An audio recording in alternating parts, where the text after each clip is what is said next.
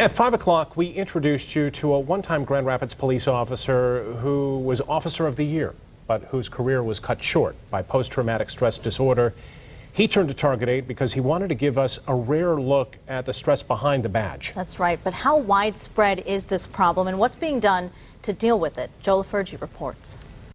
He was Grand Rapids Police Officer of the Year in 2008. There's the best of times and there's the worst of times on that wall. But the stress of the job took its toll on Gene Tobin.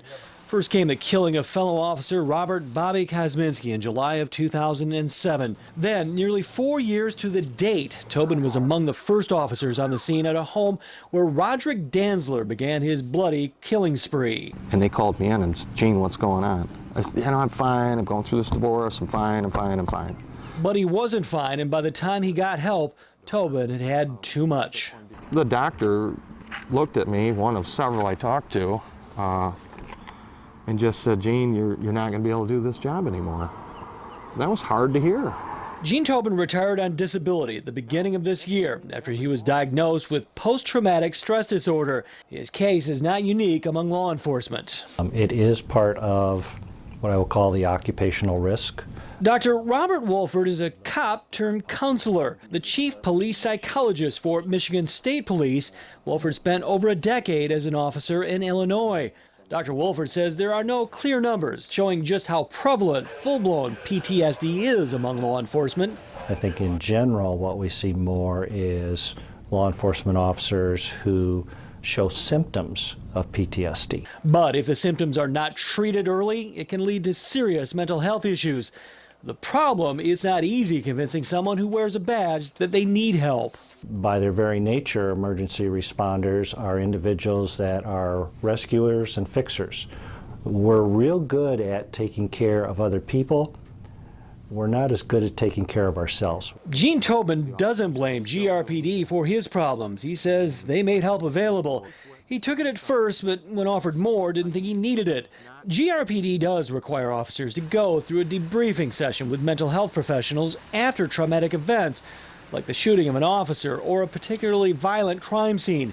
Beyond that, officers are encouraged to take advantage of additional counseling paid for by the city. There's no way to tell how many GRPD officers get that help. They don't want to scare any officer away from getting counseling, so they don't track the numbers.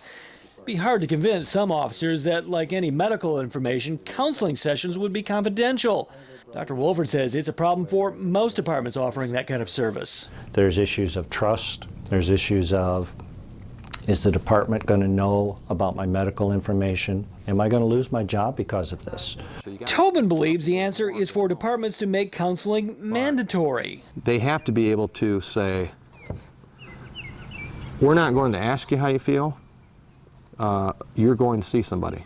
But experts question whether you can force that kind of help on someone. State police take a different approach. Mental health professionals are part of MSP's culture. Like physical fitness, mental fitness is part of the training.